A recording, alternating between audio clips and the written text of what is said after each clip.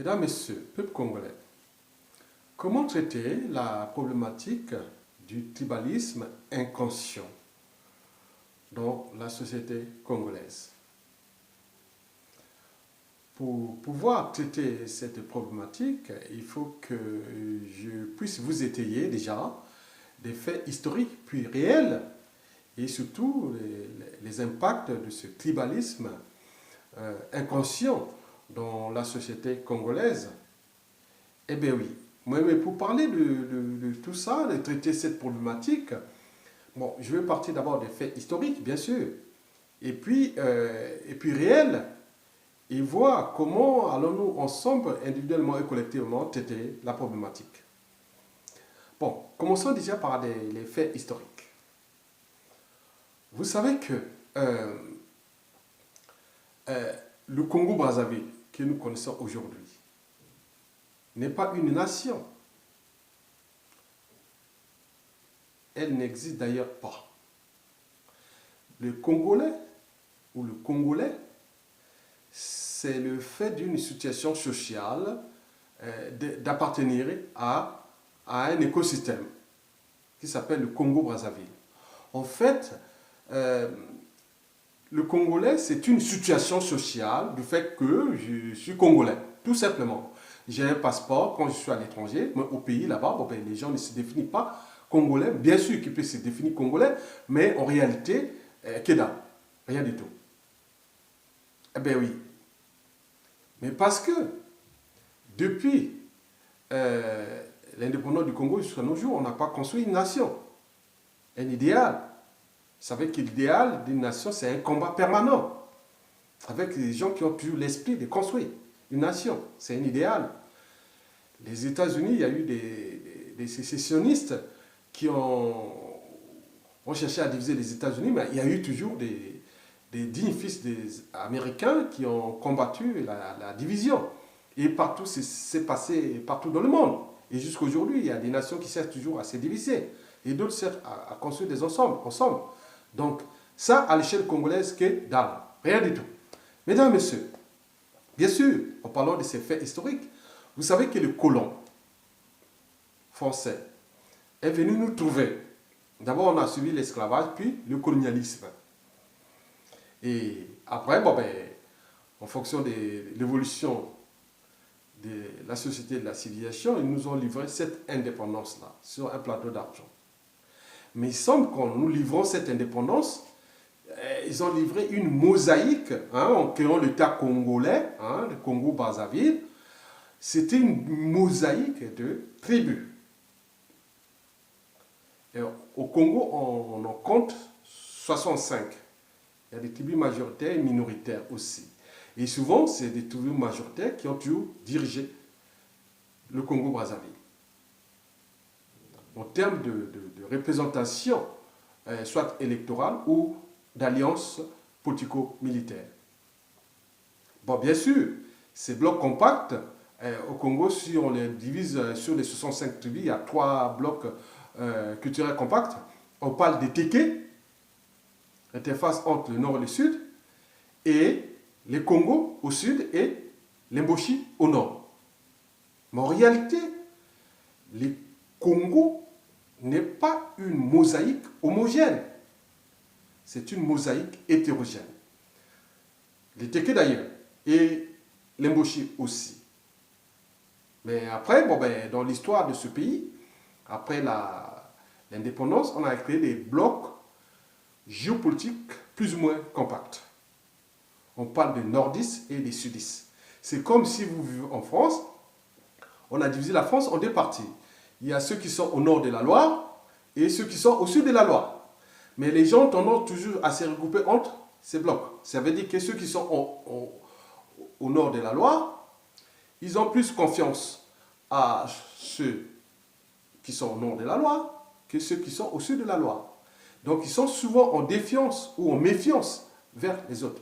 Et au niveau politique, ça s'est traduit parce que quand on voit la situation africaine, parce que cette situation n'est pas que congolaise, mais bien sûr qu'elle est interprétée au Congo dans ces blocs nord-sud, mais on voit aujourd'hui qu'il y a des lignes de démarcation entre le nord et le sud, et entre les blocs, les mini-blocs compacts. Il y a d'autres qui ont même instrumentalisé et créé d'autres blocs, sous-blocs.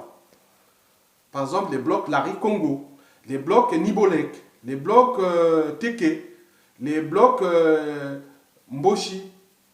Bon, donc, ça, c'est le problème du Congo, actuellement. Et ces problèmes que nous créons, parce que chaque fois, comme ces mosaïques sont instrumentalisées au niveau politique, donc ça rentre dans l'inconscience individuelle et collective. Traitons les cas des faits réels. Vous savez que, bon, par exemple, prenons un individu qui est né dans un bloc comme de l'autre, mais s'il est étranger à une surface, hein, une tribu ou un bloc compact, au bloc compact précité, donc on vous remet toujours que vous n'êtes pas d'appartenance même si vous êtes congolais, mais vous n'êtes pas de chez nous. Par exemple, ceux qui sont nés à Brazzaville au sud, à Pointe-Noire au sud, ou à Wessou au nord, ou à Gamboma au nord, et autres. Chaque fois, les gens viennent toujours créer des amalgames de fait que il est, par exemple, on a pu voir, je vous explique, on a pu voir un maire de Brazzaville, hein, deux maires de Brazzaville, hein, aujourd'hui. Le premier, c'est par exemple des derniers temps, hein, par exemple Hugues Ngolo Délé, un maire de Brazzaville, Brazzaville fiché dans cette ligne de démarcation comme situé au sud, donc c'est le monde des sudistes, et lui, après, il était député de Gamboma au nord. C'est le paradoxe. Donc, ces contradictions qui sont là, c'est comme vous êtes maire de Paris et député de Marseille. Ici, c'est voilà. Ça, on ne voit que ça. Mais bien sûr que le régime actuel, parce qu'on dit dans toute organisation, qu'il soit État, entreprise ou association, c'est celui qui a la tête qui en est responsable. Le poisson pourrit toujours par la tête. Quand il y a un dysfonctionnement, c'est toujours celui qui a la tête. Mais il me semble qu'à l'échelle de ce tribalisme inconscient, a toujours existé depuis l'indépendance de ce pays. Il faut analyser les membres des gouvernements successifs depuis l'indépendance jusqu'à nos jours, en fonction des présidents, des chefs d'État de ce Congo, depuis l'indépendance à nos jours. Il faut voir au niveau des cadres administratifs, politiques, civils et militaires. Donc on a toujours vu ça. Mais chaque fois que les autres sont... Il y a un qui est au pouvoir, et les autres ils rentrent en conscience réfractaire, disent non, ah oui, ben voilà, ils utilisent les tribalismes. Quand ils reviennent, et ça recommence. Et c'est comme ça, c'est sans fin. Et ça intègre l'inconscient, hein, la conscience, hein, l'inconscient, oui, l'inconscient. Mesdames, Messieurs, oui, au niveau politique, oui, bien sûr. Avant d'être acteur politique, civil et intellectuel, autre au Congo par exemple, ou même, je ne sais pas, dans toute l'Afrique noire, on est avant tout d'appartenance tribale. Et on a tendance, une fois arrivé au pouvoir, on a tendance toujours à faire du népotisme tribal. Et ce qui en soi est déjà le problème, mais qui n'est jamais résolu. Puisque quand on est au pouvoir, on l'utilise, on l'instrumentalise, mais une fois qu'on n'est plus au pouvoir, et on rentre en opposition pour dire, voilà, les tribalistes. Donc, c'est un prix sans fin, et c'est répétitif et récurrent, à l'échelle congolaise que je parle. Bon, ça c'est au niveau politique, mais on a pu voir aussi au niveau culturel. Et même on voyait les intellectuels, artistes, écrivains et autres, les gens ont toujours tendance à valoriser la matière grise que de leur tribu ou des blocs compacts précités. Et ce qui est problème, imaginez-vous que vous êtes en France et que Emmanuel Macron, qui est né dans le nord de la France, hein, au nord de la Loire, il va utiliser que des gens qui sont au nord de la Loire. Est-ce qu'ici en France, ceux qui sont au sud de la Loire vont tolérer ça, étant donné qu'ici en Occident, en cette Europe, les barrières de l'humanité ont déjà été franchies depuis presque, 700 ans. Les barrières de la raison, de l'esprit critique, de la conscience et des valeurs morales, au terme de transmission des valeurs de liberté, de dignité, de justice et tout ce que vous connaissez. Mais nous, là-bas, c'est récurrent. Mesdames, Messieurs, oui, au niveau culturel, il y a tant d'exemples. Donc, en réalité, les gens sont dans on est dans des mosaïques des tribus. Chacune avec ses intérêts particuliers et partisans. Et c'est du caviar du pain béni pour ceux qui, à tout instant, arrivent au pouvoir. Parce qu'ils ont toujours instrumentalisé ces gens. Et les impacts sont réels. Par exemple, le cas de la situation du statu quo politique actuel. Pourquoi les Congolais ne sont pas capables de s'entendre sur un projet commun pour faire partir le dictateur en liberticide, anti-démocratique, anti-social et surtout criminogène, qui est là depuis presque 34 ans, dont le pays est en train de se déclasser, de se déciviliser, et une poudrière qui est en train d'être construite et qui sera d'ailleurs annoncée. Mais pourquoi? Parce qu'on revient toujours dans ce problème de tribalisme inconscient. Parce que nous ne sommes pas un peuple, nous sommes une mosaïque de tribus, chacune avec ses lignes de démarcation, en tenant compte des données qui sont civiles, par exemple par les noms, par les comportements même alimentaires, autres. Donc, ça devient le problème. Mesdames, Messieurs, donc, le statu quo actuel et le déclassement actuel du Congo est en réalité instrumentalisé par les Congolais eux-mêmes. Bien sûr que ce n'est pas le peuple, autant que le commun des mortels, mais c'est instrumentalisé par ces soi-disant élites, cadres civils, politiques et militaires, qui utilisent tout ça, ils ne sont pas en capacité de repenser, de restructurer et de réorganiser l'idée même de la nation, en tenant compte des problématiques de démocratie électorale. Et surtout, je vous informe, que parce que quand on voit les peuples de moutons et les peuples de loups, les peuples de moutons, c'est des peuples qui ne sont pas intelligents, ne sont pas structurés, ne sont pas courageux, ne sont pas capables de comprendre les jeux. Voilà. Mais ici, non, on s'indigne, après on agit. Mais nous, on est dans le statu quo à cause de ces problématiques précédentes. Alors, comment traiter la problématique du tribalisme inconscient? Bon, il faut que je puisse vous définir d'abord qu'est-ce que c'est les consciences. Bon, je vous informe que chaque jour, nous avons plus de 100 000 informations qui nous parviennent et qui pénètrent le cerveau chaque jour à travers les 5 sens que nous disposons en tant qu'humains.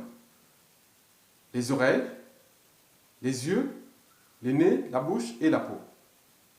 Donc, toutes ces informations par rapport à un environnement socio-politique qui est déjà atypique, puisque les gens continuent toujours à instrumentaliser cet état d'esprit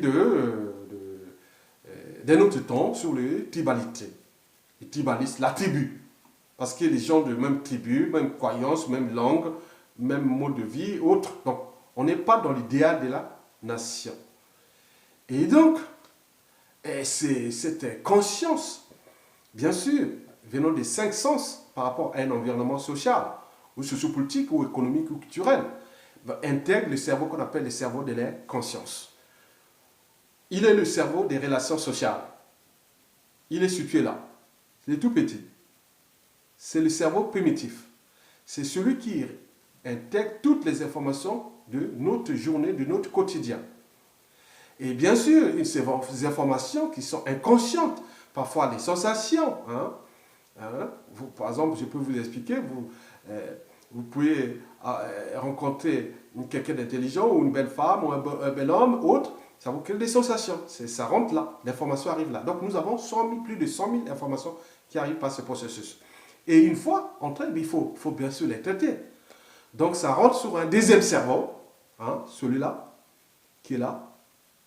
Donc si on fait une coupe du cerveau, on peut le comprendre, on appelle ça le limbique. Il est le cerveau des émotions et de la formation de la mémoire. La mémoire à court terme ou à long terme. Il y a 2 structures qui sont là. L'amygdale, qui est pour la mémoire courte, c'est-à-dire vous pouvez retenir un numéro de téléphone, et si vous passez des jours, si vous ne le répétez pas, vous allez oublier. Ça, c'est l'amygdale. Mais il y a un autre qui est le cerveau le plus profond, l'autre structure, c'est-à-dire l'hippocampe, qui est là pour archiver la mémoire. Mais il me semble que, oui, déjà ça, vous avez compris. Maintenant, une fois traité ça en émotion, et et en subconscient. Oui, c'est la subconscient. Émotion, mémoire, et ça représente ce qu'on appelle le subconscient. Et du subconscient, il faut traduire ça au niveau du cerveau supérieur. Mais il me semble que de ce cerveau supérieur, au niveau de notre tête, ça couvre la 9 dixièmes de la masse encéphalique totale. Donc, de notre cerveau. C'est 9 dixièmes.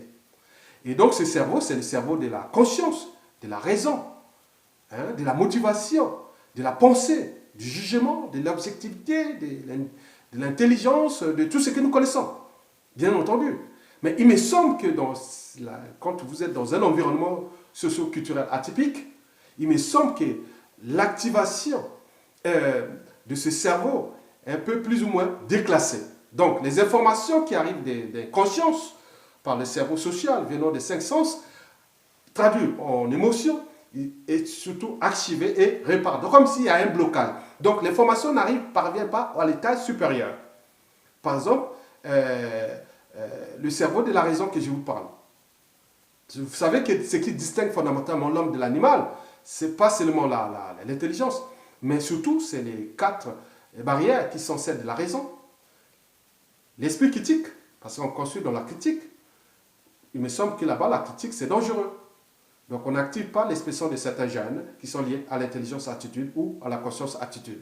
Bon, après, il y a la conscience. Et puis, les valeurs morales, c'est-à-dire en termes de transmission des valeurs, de liberté, de justice, et de dignité et compagnie. Il y a des peuples qui, cet état d'esprit est ancré dans leur ADN. Il me semble que c'est répétitif. Chaque fois qu'on cherche à créer un idéal, on est bien d'accord. Bon, donc, nous, au Congo, il y a une sorte de blocage parce que chaque fois, on n'a pas d'éléments, on n'a pas d'outils, on n'a pas de symboles de mémoire individuelle et collective, de vivre ensemble, de repenser ces enjeux. Bien sûr que nous avons plein de têtes bien pleines qui sont au niveau tant civil, politique et militaire, qui sont là, ils ne comprennent pas l'intérêt même de l'histoire humaine et de la civilisation, en tenant compte des paramètres précités, cérébraux, voilà, cérébraux. Mesdames et messieurs, oui. Donc, l'enjeu, comment les traiter cette problématique, serait déjà de chercher à purifier les consciences pour qu'elles ne soient pas ancrées dans cette mémoire individuelle et collective du fait que pour avoir un pouvoir, il faut regrouper qu'avec les gens d'état tribu, alors que les autres, pour avoir un pouvoir, il faut avoir des convictions, des courants de pensée, des utopies, des idéaux et autres. Mais ça, c'est l'éducation. Mais nous n'avons pas ça. Aucun individu congolais, depuis 1959 à nos jours, n'a pu construire cet idéal. Donc, on est là dans les statu quo. Il est là déjà. Bon, bref. Donc, vous savez que pour traiter ces problèmes, il faut traiter d'abord les sources de ce problème. Oui, les sources de ce problème. Ah oui, ils sont comment? Les problèmes, les où? Le problème, c'est que le problème du népotisme politique et de tout ce que vous connaissez, avec ses impacts sur la société congolaise tout entière. Bien sûr que c'est la faute toujours aux autres, à telle tribu, à tel individu appartenant à telle tribu, parce qu'il a fait telle contradiction et ça devient un problème. Et vous croyez que vous êtes intelligent? Non, je ne suis pas intelligent. C'est vous qui croyez que je suis intelligent, la jalousie et autres. Donc ça, c'est des trucs humains. Mais il faut fixer un cadre, il faut un décor. Et ça, nous ne l'avions pas repensé depuis les années 1959 d'indépendance jusqu'à nos jours. Et c'est ça le problème.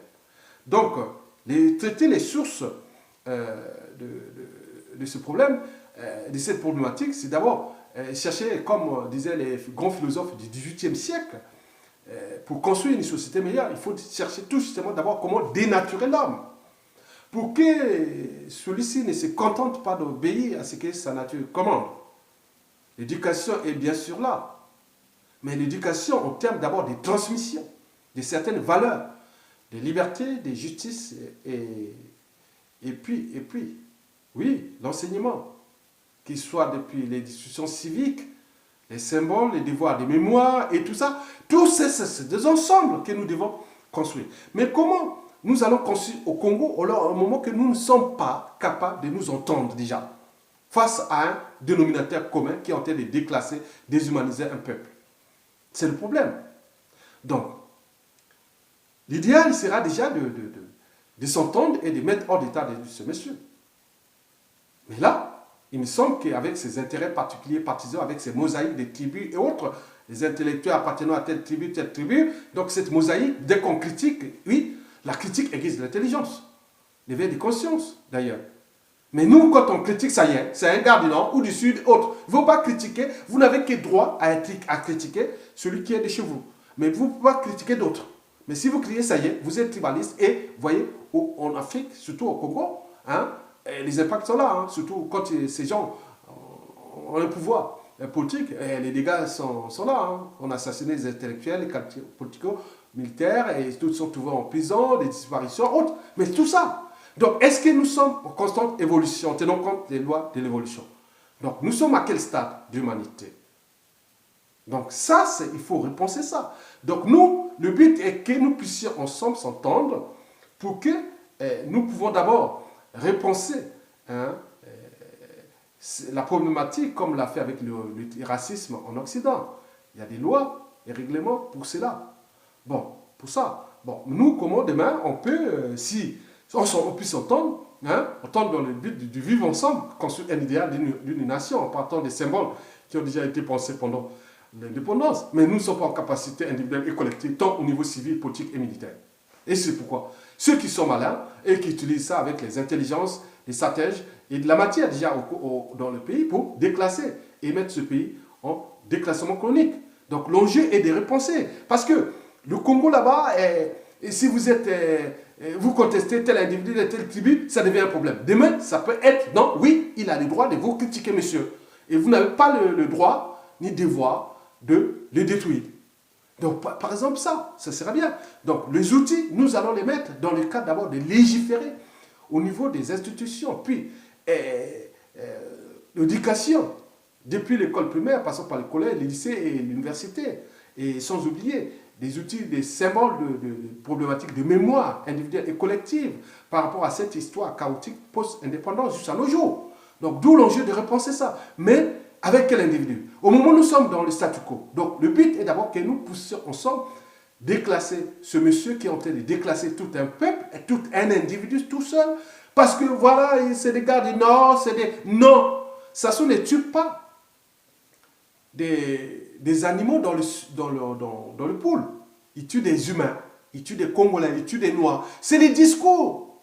Mais les gens utilisent notre discours. Oui, ils tuent des Lari, ils tuent des Congos, ils tuent des Sudistes. Et voilà. Et c'est de d'autres là, donc ça crée des consciences réfractaires de la partie bloc nord. Et dire, ah tiens, peut-être que demain, on pourra se retrouver dans une embrouille. Parce qu'on a déjà des faits historiques. Donc arrêtez. Donc est-ce que nous sommes individuellement et collectivement capables de repenser, de repenser, de suturer et de manager la complexité de notre écosystème congolais, qui est d'abord une situation sociale d'individus, de fait d'être appelés congolais. D'où l'enjeu de repenser une nation qui n'existe pas. Donc comment la repenser? En tenant compte de tout ce qui représente le fait de vivre ensemble et construire un idéal, un cadre de vie, restaurer l'État et son autorité et repenser tout cela. Mais bien sûr, nous sommes bloqués parce qu'il y a des prisonniers politiques. Nous avons une situation sociale parce qu'un individu est passé de la confiscation de ce pays à la propagation de ce pays. Mais avec qui? Avec notre complicité. Parce que Sassou Nguesso ne serait pas là en mesure de repenser le déclassement général et la poudrière qu'il est en train de fabriquer sans la complicité des cadres politiques, civils et militaires du nord au sud, de l'est à l'ouest. Il se pose un problème d'abord de responsabilité individuelle. Il me semble qu'au Congo, la responsabilité individuelle, pénale, elle est collective. Mais non, ici, ils ont déjà franchi ces barrières. D'où l'enjeu de repenser qui nous sommes, où sommes-nous, où nous allons. D'abord au niveau de ce pays, mais aussi au niveau mental. La réforme de la mentalité des Congolais. Donc, il y a toute une réforme des mentalités, des habitudes et des comportements. Et des valeurs immorales qui ont été abîmées, déclassées par les 34 ans de dictature Denis Sassou Nguesso, avec la complicité des nordistes et des sudistes et autres. Mais c'est les mots que je ne voudrais même plus entendre. On parlera des nordistes ou des nord, non, dans une autre définition, des tribus, dans une autre définition culturelle autre. En tenant compte, on déjoue tous les mots-clés, les types des mots qui incitent à la violence, comme les cobras, ninja, cocoy, et voilà. Donc on a étonné des mots et tout le monde rentre dans la mêlée avec des individus parce que dans toute organisation, qu'il soit État ou entreprise, c'est celui qui est à la tête qui en est responsable. Donc que ce soit responsable, faire deux parties. Après, on pourra y penser. Bien sûr que nous sommes en méfiance et en défiance individuelle et collective en tenant compte de ces problématiques précitées. Et donc, nous devons retrouver la confiance générale de tout le peuple congolais. Mais d'où l'enjeu de ne pas venir invectiver ceux qui critiquent les uns et les autres. Parce que, pour moi, la critique aiguise l'intelligence, la créativité et l'innovation. On construit dans la critique. Tous ces pays ont été construits dans la critique. On critique les individus. Vous voyez tous les jours aux États-Unis, en Occident, européen ou américain, en Asie, partout, on critique, on avance. Mais nous, c'est un problème. Ça y est, on revient toujours là. Donc, les êtres libres et intelligents pensent aux idées. Les êtres moyens, ils pensent aux événements. Les médiocres, aux personnes. Moi, il me semble que je suis sur la première partie. Voilà. C'est les raisons pour lesquelles restez déterminés. La victoire est proche, mais nous devons comprendre pourquoi ça se doit partir.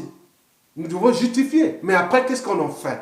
Et si ça retrouve avec les mêmes écrits, la même oligarchie, les mêmes esprits abîmés d'un autre temps, qui est déjà, je peux dire que certains esprits, même intellectuels, politico-civils, ont encore l'esprit de 40 000 ans avant Jésus-Christ.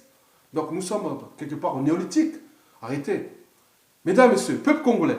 Donc nous sommes individuellement déterminés et collectivement déterminés aussi à repenser notre pays. D'abord en termes de liberté, de dignité. Et puis nous pourrons ensemble récupérer notre pays. Après, on pourra repenser tous ces équilibres-là en termes d'arbitrage, de tout ce qui s'est passé, qui a fait quoi, pour avancer. Parce que la vie, c'est comme la bicyclette. Pour garder l'équilibre, il faut avancer. Il faut pédaler. Donc, si nous ne repensons pas à ça, mais nous n'allons pas laisser ceux qui ont créé ces crises-là de gérer ces problèmes. Non. Donc, il faut d'autres définitions avec des intérêts qui sont d'abord les intérêts de notre pays, de notre peuple, et aussi en tenant compte de la géopolitique nationale et internationale, des intérêts des États et autres. Donc, on est capacité, on peut repenser ça. Commencer par un terrain, il y a des réflexions. Après, on crée des outils, des notes de synthèse, voilà, des dossiers, tout ça. On peut avancer. Si et seulement si, individuellement et collectivement, vous voulez aller vers l'avant. À ce moment-là, je vous dirai merci et à bientôt. Peuple congolais.